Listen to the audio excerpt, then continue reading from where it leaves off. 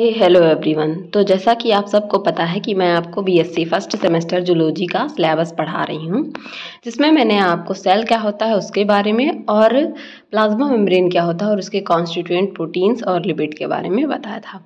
अगर इस चैनल पे आप नए हैं तो प्लीज़ चैनल को लाइक शेयर सब्सक्राइब कीजिए। इन नोट्स की अगर आपको पीडीएफ चाहिए तो उसके लिए हमारा टेलीग्राम चैनल ज्वाइन कीजिए, जिसका लिंक डिस्क्रिप्शन में दिया हुआ है। आज हम पढ़ेंगे मॉडल्स ऑफ प्लाज्मा मेम्ब्रेन के बारे में। इससे क्वेश्चन जरूर से जरूर पूछा ही जाता है मॉडल्स ऑफ प्लाज्मा मेम्ब्रेन से, क्योंकि ये एक मेजर रोल प्ले करता है उस प्लाज्मा मेम्ब्रेन को डिस्क्राइब करने में। अब पढ़ते हैं कि प्लाज्मा मेम्ब्रेन जो है कि इसका मॉडल क्या है, कौन कौन से मॉडल कौन कौन से साइंटिस्ट ने कब कब दिया, ये सारी चीज़ें इसमें हम जानेंगे। तो मॉडल्स ऑफ प्लाज्मा मेम्ब्रेन की बात की जाए तो डिफरेंट डिफरेंट टाइप पे टाइम जोन पे डिफरेंट डिफरेंट साइंटिस्ट ने उस समय पे जैसा जैसा इंफॉर्मेशन जैसी जैसी सूचना उनके पास अवेलेबल थी, उसके बेसिस पे उन्होंने क्या किया, अपनी अपनी थियरीज दी। उसमें कई सारी थियरीज आते हैं जिनको नीचे मैंने डिस्क्राइब भी किया है। इनमें से मोस्ट ऑफ द मॉडल जिनका केवल और केवल हिस्टोरिकल पर्सपेक्टिव अब रह गया है जब से फ्लूइड मोज़ेक मॉडल आया है। फ्लूइड मोज़ेक मॉडल सबसे लास्ट मॉडल है और सबसे मोस्ट एक्सेप्टेड मॉडल यही है कि प्लाज्मा मेम्ब्रेन इसी की तरह पाया जाता है। फ्लूइड मोज़ेक मॉडल जब मैं आपको पढ़ाऊंगी, सॉरी यहाँ स्पेलिंग मिस्टेक हो गई है, MODEL मॉडल, ठीक है। यहाँ पे यही बात मैंने मेंशन की है कि जैसा जैसे जिस टाइम पे साइंटिस्ट जो थे, जो इन्फॉर्मेशन अवेलेबल थी, उसके बेसिस पे उन्होंने क्या किया, अपनी अपनी थियरीज दी। अब चलिए थोड़ा सा मैंने एक चार्ट टाइप का बनाया है आपके लिए, ताकि एक ही स्लाइड में आपको सब कुछ समझ में आ जाए। मॉडल्स ऑफ प्लाज्मा मेम्ब्रेन, सबसे पहले इसके बारे में अगर किसी ने बताया था उसे लिपिड मॉडल कहा जाता है। इसमें दो तरह के लिपिड मॉडल थे। पहला लिपिड मोनोलेयर, जहाँ पे मोनो का मतलब केवल सिंगल होता है। मोनो कहीं भी आए आपके बायोलॉजी में, मैं कहती हूँ हमेशा सिंगल या वन। टर्मिनोलॉजी बहुत ज़रूरी है बायोलॉजी में, क्योंकि टर्मिनोलॉजी से ही आप बहुत सारी चीज़ों को आसानी से समझ सकते हैं। पहला मॉडल आपका था लिपिड मॉडल, जिसमें दो मॉडल थे, एक लिपिड मोनोलेयर मॉडल, दूसरा lipid bilayer model. Lipid monolayer model की बात की जाए तो इसे एक साइंटिस्ट थे ओवरटन, इन्होंने 1902 में दिया था। और लिपिड बाईलेयर मॉडल की बात की जाए तो इसे एक साइंटिस्ट थे गॉर्टर एंड ग्रेंडल, इन्होंने दिया था। अब साइंटिस्ट के नाम भी मेंशन मैंने इसलिए किया है क्योंकि आपके एग्जाम में यहाँ से क्वेश्चन पूछ सकता है कि कौन सा मॉडल किस साइंटिस्ट ने दिया था, ठीक है। मूव करते हैं नेक्स्ट मॉडल की तरफ, तो जिसे बोलते हैं सैंडविच मॉडल। इसे सैंडविच मॉडल क्यों कहते हैं ये भी आपको समझ में आएगा, ठीक है। ये आप देख सकते हैं, एक मैंने डायग्राम भी दिया है लिपिड मोनोलेयर मॉडल का, यहाँ पे देख सकते हैं आप, ओवरटन ने जो दिया था। Lipid bilayer model Gorter and Grendel ने जो दिया था। सैंडविच मॉडल दिया था डैनियली एंड डेवसन ने, ठीक है। तीसरा मॉडल जो यहाँ पे आप देख सकते हैं ये मॉडल दिया हुआ है। तीसरा मॉडल था आपका यूनिट मेम्ब्रेन मॉडल, जिसे साइंटिस्ट रॉबर्टसन ने 1959 में दिया था। इसके बाद ये मॉडल आया था, ठीक है। लिपिड बाईलेयर के बाद सैंडविच मॉडल, और सैंडविच मॉडल के बाद यूनिट मेम्ब्रेन मॉडल। उसके बाद लास्ट मॉडल जो सबसे मोस्ट एक्सेप्टेड है इस टाइम पे, जिसको कि फ्लूइड मोज़ेक मॉडल भी कहा जाता है, ये मॉडल आया था। यहाँ पे मैंने रॉबर्टसन की यूनिट मेम्ब्रेन मॉडल और फ्लूइड मोज़ेक मॉडल, मैं डायग्राम को थोड़ा जूम करती हूँ, ये देख सकते हैं आप। ओवरटन ने पहले बताया कि ये सिंगल मेम्ब्रेन में पाया जाता है, इस तरीके से सिंगल लाइनिंग पाई जाती है। फिर गॉर्टर और ग्रेंडल आए तो इन्होंने बताया नहीं, ये डबल लेयर लाइनिंग में पाई जाती है, जैसा कि आप देख सकते हैं।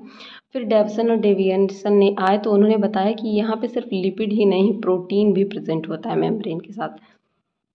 फिर रॉबर्टसन आए तो उन्होंने की एक डार्क क्लियर पैटर्न बताया कि इस तरीके से बीच में आपका क्या पाया जाता है, लिपिड, और दोनों किनारे पे प्रोटीन पाए जाते हैं। इसे लिपिड प्रोटीन मॉडल भी कहा जाता है, ठीक है। फिर सिंगर और निकोलसन आए, इन्होंने फ्लूइड मोज़ेक मॉडल दिया कि मोज़ेक की तरह, मोज़ेक का ही मतलब होता है फ्यूज़, जो लिपिड और प्रोटीन है वो एक दूसरे के साथ फ्यूज़ होते हैं। ऐसा नहीं है कि ऊपर लिपिड पाया जा रहा है, नीचे पे ऊपर प्रोटीन पाया जा रहा है, नीचे प्रोटीन पाया जा रहा है और बीच में लिपिड पाया जाएगा, न किनारे बीच में लिपिड पाया जाएगा, ऐसा नहीं था। बीच में एम्बेडेड थे प्रोटीन, यहाँ पे एम्बेडेड थे किनारे पे, इसी तरीके से। अब ये स्ट्रक्चर आप देखेंगे तो आपको समझ में आएंगी ये चीज़ें और बेहतर। लिपिड मॉडल में हम पढ़ते हैं सबसे पहला लिपिड मोनोलेयर मॉडल, ठीक है, यहाँ पे भी मैंने डायग्राम दिया है। डायग्राम बायोलॉजी में बहुत ज़रूरी होता है, इसलिए मैं अपने नोट्स में डायग्राम जरूर मेंशन करती हूँ। इसे ओवर्टन ने 1902 में दिया था। इन्होंने सजेस्ट किया कि लिपिड जो होता है सिंगल लेयर का बना होता है, बिकॉज क्योंकि it was observe that substance soluble in lipid could selectively pass through the membrane. तो उन्होंने कहा कि इस मेम्ब्रेन के थ्रू क्या हो रहा था, जो चीज़ लिपिड में सॉल्युबल थी वो आसानी से पास हो जा रही थी। तो इनके उसी के थ्रू कि लिपिड में सॉल्युबल है तो ये मेम्ब्रेन लिपिड की एक सिंगल मेम्ब्रेन होगी, उन्होंने ऐसा ऑब्जर्वेशन दिया। ठीक है, दूसरा मॉडल जब लिपिड बाई लेयर मॉडल आया तो लिपिड बाई लेयर मॉडल में को दिया था किसने, गॉर्टर एंड ग्रैंडल ने 1960 में। उन्होंने सजेस्ट किया कि जो प्लाज्मा मेम्ब्रेन है वो डबल मेम्ब्रेन का बना हुआ है। ऊपर उन्होंने क्या बताया, ऊपर ओवर्टन ने क्या बताया कि लिपिड जो है मोनोलेयर का बना होता है, लेकिन यहाँ पे क्या बताया गया कि 2 लेयर से बनी होती है, because they found lipid extracted from erythrocyte membrane. Erythrocyte membrane आपकी आरबीसी को इरिथ्रोसाइट भी कहा जाता है। ठीक है, तो इसकी जो मेम्ब्रेन थी उन्होंने इस पे वर्क किया, तो उन्होंने देखा कि जितना लिपिड को आना चाहिए अगर वो सिंगल मेम्ब्रेन में है तो मान लीजिए सिंगल मेम्ब्रेन में उसको आना चाहिए, लेकिन जब उन्होंने एक्सट्रैक्ट इसको निकाला, छाना, तो उसका डबल आया।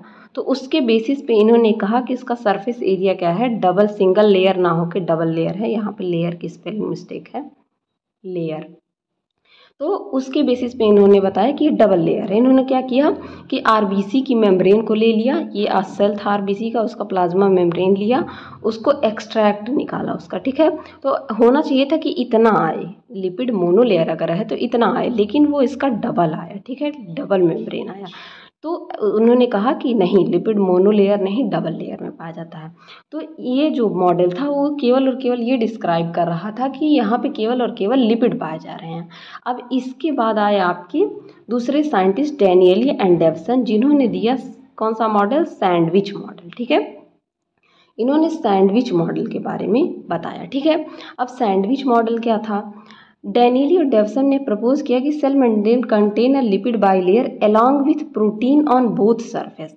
इन्होंने ये बताया कि ये सिर्फ और सिर्फ, यहाँ पे आप डायग्राम में देख सकते हैं कि केवल और केवल लिपिड बाइलेयर के ना बन के होके दोनों साइड पे इनके क्या पाया जाता है, प्रोटीन की मेम्ब्रेन पाई जाती है। क्या पाई जाती है, प्रोटीन की मेम्ब्रेन पाई जाती है। ठीक है, प्रोटीन मेम्ब्रेन पाई जाती है।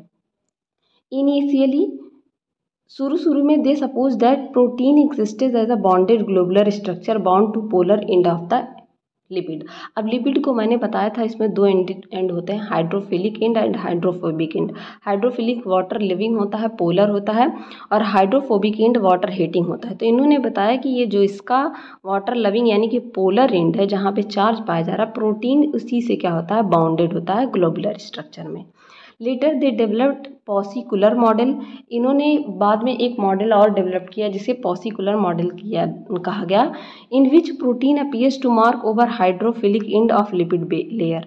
जहाँ पे इन्होंने बताया कि लिपिड बाइलेयर जो है उसके जो हाइड्रोफिलिक एंड है वहाँ पे क्या होती हैं, प्रोटीन पाई जाती हैं। दिस मॉडल रिमेन में बहुत सालों तक ये मॉडल क्या हुआ, पॉपुलर रहा।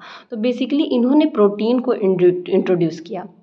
सबसे पहले आपके ओवर्टन आए, उन्होंने बताया कि लिपिड यूनी लेयर पाया जाता है। उसके बाद 2 साइंटिस्ट आए, ग्रैंडल एंड गॉर्टर, तो उन्होंने क्या बताया कि लिपिड का जो है वो बाई लेयर पाया जाता है। लेकिन डैनियल और डेविसन ने सैंडविच की तरह बताया कि जैसे सैंडविच होता है, ऊपर ब्रेड नीचे ब्रेड और उसके अंदर आप सब्जियां फिल करते हैं, जैसे कि हो गया कुछ भी सैलेड और आलू की टिक्की, जो भी आप फिल कर सकते हैं, उस तरीके से सैंडविच की तरह ये पाए जाते हैं। ठीक है, नेक्स्ट मॉडल क्या था, इसे, हाँ, और एक चीज़ यहाँ पे आप ध्यान रखिएगा कि इसे सैंडविच मॉडल ना देके पॉसिकुलर मॉडल भी पूछ सकता है, तो आपको ये चीज़ याद होनी चाहिए कि इसे पॉसिकुलर मॉडल भी कहा जाता है। तीसरा आपका आता है यूनिट मेम्ब्रेन मॉडल। ठीक है, यूनिट मेम्ब्रेन मॉडल को प्रपोज किया था रॉबर्टसन ने। अब इन्होंने अपनी थियोरी में क्या बताया, according to this plasma membrane is trilaminar structure. कैसा होता है, ट्राइलेमिनार, इसमें 3 लेयर पाई जाती है, पहला लेयर, दूसरा लेयर और तीसरा लेयर, जिसमें प्रोटीन, लिपिड, प्रोटीन, ऊपर प्रोटीन नीचे लिपिड, और फिर नीचे प्रोटीन। इन्होंने थोड़ा सा बस क्या किया था कि जो डैनियल और डेविसन का मॉडल था उसी को वेरीफाई किया था, उसकी थिकनेस वगैरह के बारे में बताया कि इसकी थिकनेस कितनी होती है 75 एंगस्ट्रॉम। इस डायग्राम में आप देख सकते हैं ये टोटल कितने हैं, यहाँ पे 75 एंगस्ट्रॉम के पाए जा रहे हैं, ठीक है। जिसमें अगर बात की जाए outer layer on both side made up of protein having thickness 20 angstrom. इसकी जो आउटर लेयर है, ठीक है, दोनों किसकी बनी होती हैं, प्रोटीन की बनी होती हैं, और जिनकी थिकनेस कितनी होती है 20 एंगस्ट्रॉम होती है। यहाँ पे मेंशन है इनकी थिकनेस क्या होती है 20 एंगस्ट्रॉम होती है। A layer of lipid present between two layer protein hydrophobic in nature and having thickness of 35 angstrom.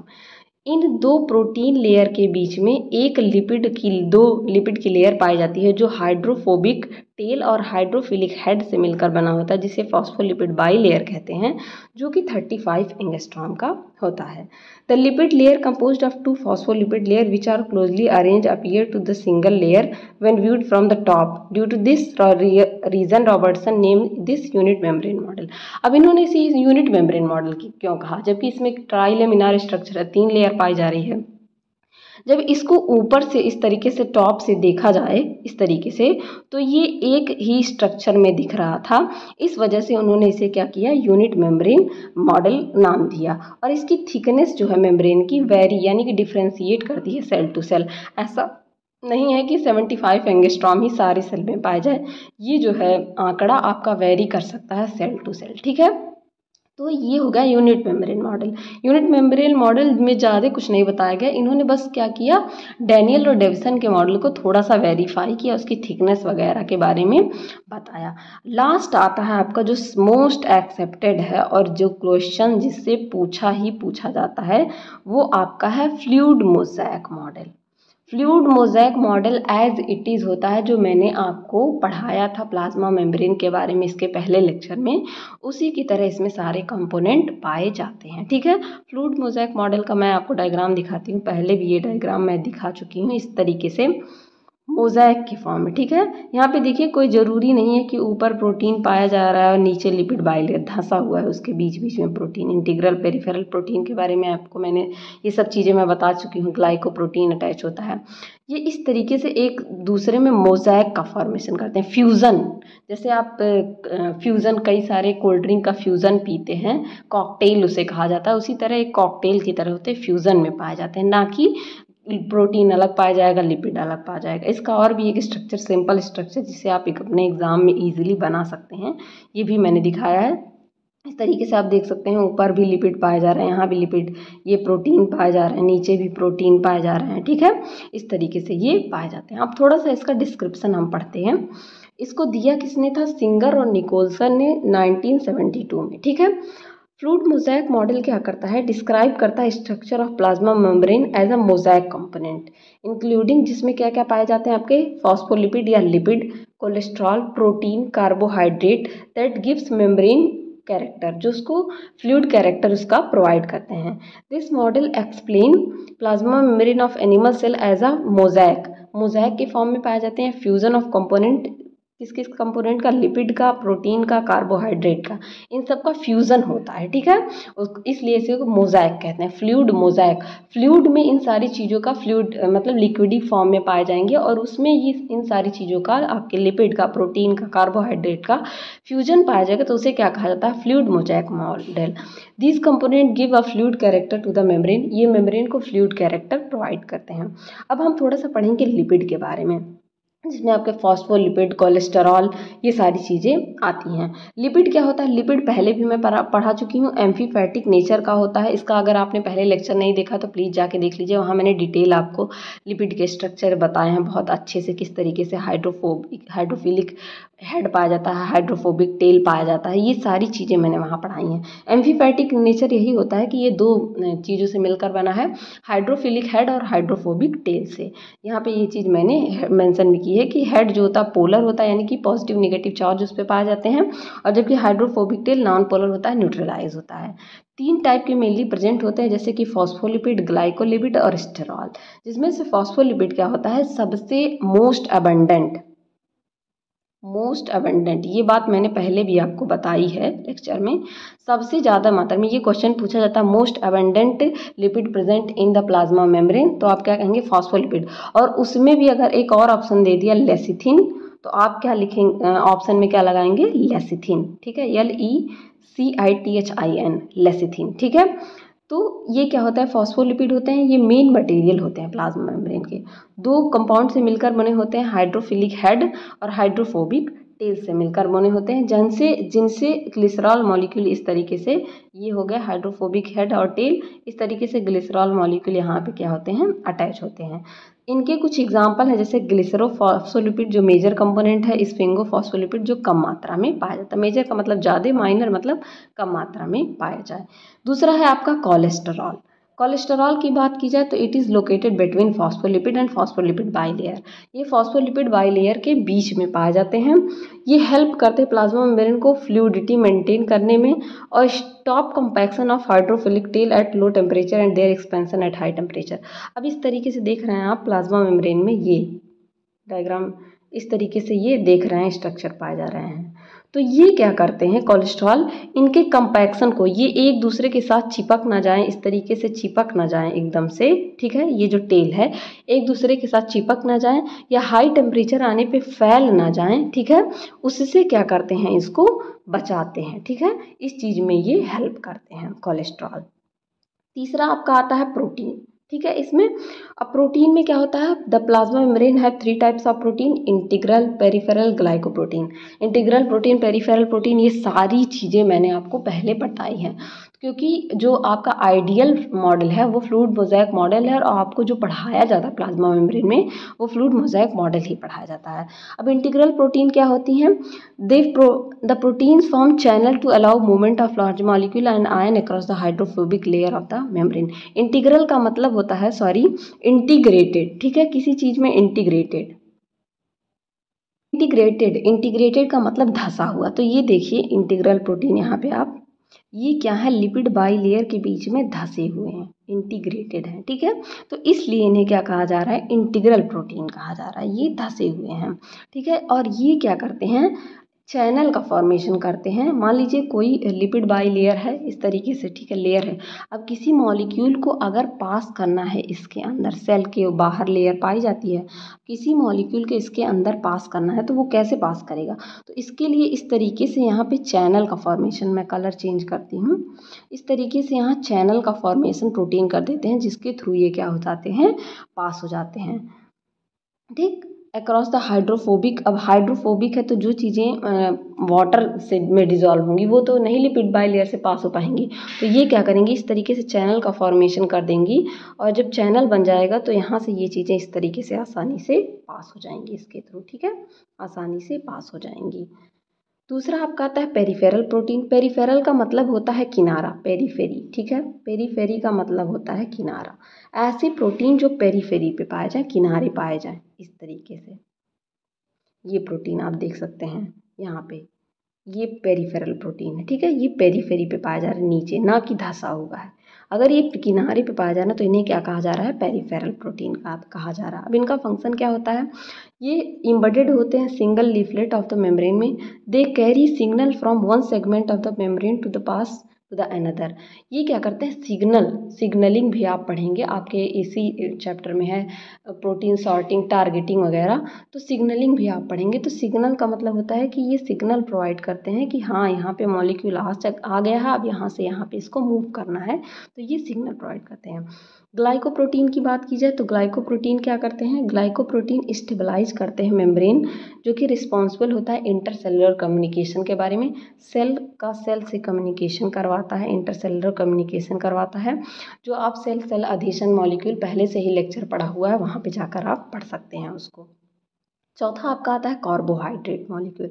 Carbohydrate क्या होते हैं, they attach to the protein on outside of the membrane, ये सब देख सकते हैं आप। कार्बोहाइड्रेट या ग्लाइकोप्रोटीन जो ये मेम्ब्रेन के आउटसाइड में क्या होते हैं, अटैच होते हैं, जिनमें मेन कंपोनेंट ऑलिगोसैकेराइड होता है। अब कार्बोहाइड्रेट भी आपके 4 प्रकार के होते हैं, मोनोसैकेराइड, डाइसैकेराइड, ओलिगोसैकेराइड और पॉलीसैकेराइड। ये नंबर के बेसिस पे होते हैं, जब एक ग्लूकोज मॉलिक्यूल पाया जाए तो उसे मोनोसेकेराइड 2 पाया जाए तो डाई, ऑलिगो 2 से 8 पाया जाए और पॉलीसेकेराइड जब 8 से और ऊपर 10 से और ऊपर पाया जाए चाहे जितने, ठीक। और भी अदर कंपोनेंट पाया जाता है जैसे हेक्सोज, हेक्सोसामाइन, फ्यूकोज, सियालिक एसिड, ये सारी चीज़ें भी प्रेजेंट होती हैं।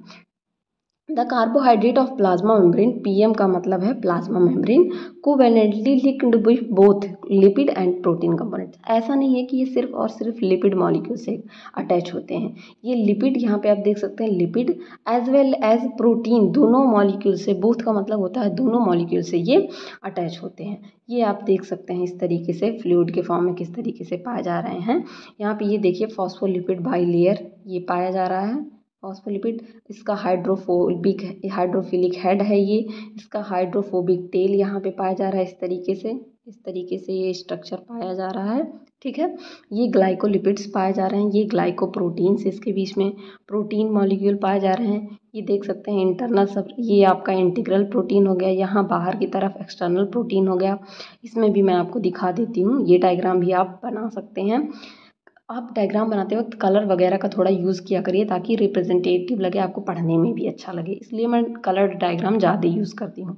ये देख सकते हैं इंटीग्रल प्रोटीन कार्बोहाइड्रेट हो गया, ये एक्स्ट्रा सेलुलर फ्लूइड बाहर की तरफ सेल के जो है, ग्लाइकोप्रोटीन, ग्लाइकोलिपिड्स, कोलेस्ट्रॉल यहाँ पे बीच बीच में धंसे हुए हैं, ठीक है, जो इसको स्टेबिलिटी प्रोवाइड कर रहे हैं, फैलने नहीं देते हैं हाई टेम्परेचर पे, और लो टेम्परेचर है तो सिकुड़ने नहीं देते हैं। साइटोस्केलेटन के फिलामेंट इसके बाहर इस तरीके से अटैच होते हैं, ये पेरिफेरल प्रोटीन, ये इंटीग्रल प्रोटीन। तो आशा करती हूँ ये आपको बहुत अच्छे से समझ में आया हो तो अपने दोस्तों के साथ भी शेयर करिए और बने रहिए इसी तरह और अच्छी वीडियोज़ के लिए। Keep learning, keep growing. Thank you everyone.